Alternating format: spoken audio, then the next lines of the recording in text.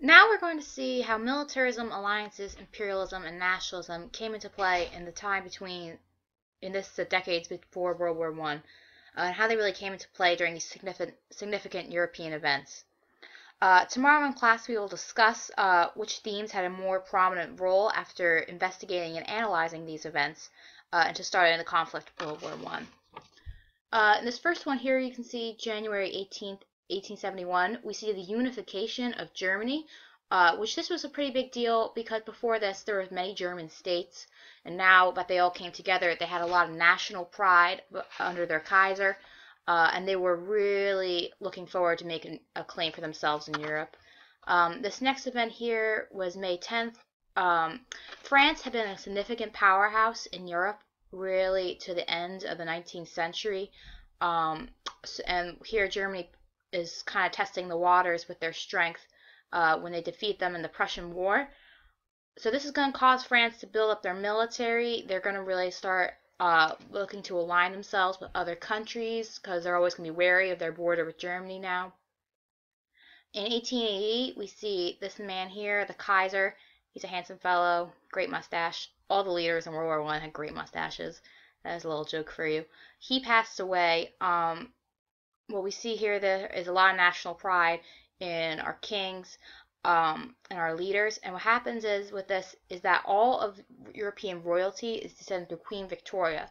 So when we see some of the old guard, these monarchs who have been in charge previously pass away, Europe kind of loses a unifying factor because they're no longer all going to be related, the royals. So now if we want to go on to this next event here in 1894, there's a new czar in Russia, and Russia is not doing too well now economically. They've only ever really known through their history how to deal with conflict through war, and so that's what they're going to do. And what they do here, though, is kind of important. They do not renew their friendship treaty with Germany, so they're going to be starting to make allies with new other people. And here again in 1901, turn of the century, Queen Victoria also passes away. So we're going to lose that factor that's uniting all these different European countries. It's also important to note that during this time, Queen Victoria has set up the largest empire in the world. The sun never sets on the British Empire. They have all of these colonies across the world. And now they're so powerful. New countries like Germany, we see they're newly unified, are going to try to make new colonies to compete and have more resources than England, who is unifying with other countries such as Russia and France. Here, Russia, in 1904, 1905, there's this major upset in kind of world politics when Japan defeats Russia in a war over Manchurian Islands.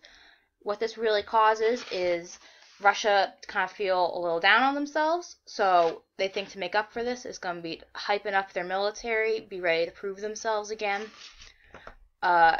And here we see is the Bloody Sunday massacre.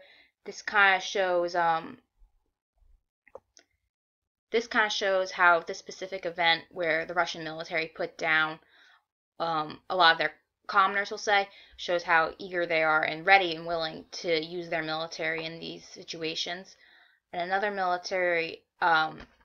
militarism event we can put here is British launched their first dreadnought class battleship.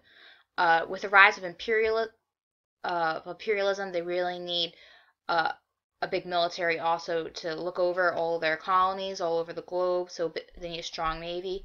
And also with the Industrial Revolution, what they really need is, what they really got actually, is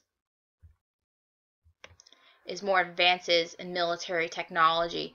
And all these other countries now are going to want to compete, so they can say, oh no, not Britain, it's Germany, it's Russia, it's the Austro-Hungarian Empire. We have the strongest military because naturally we are the strongest, we are the greatest. So they're all going to compete so they can be better than Britain, and now we see a rise in advanced ways of killing each other. Now tomorrow we'll debate which of these themes of the main causes of World War I was more significant or more prominent role in starting the conflict. And we can only use these points to discuss in class, but you can also take this time. PBS is a good, the links up here. You can go through the prologue. You can find other events that support what kind of thesis you're thinking of now to discuss in class tomorrow.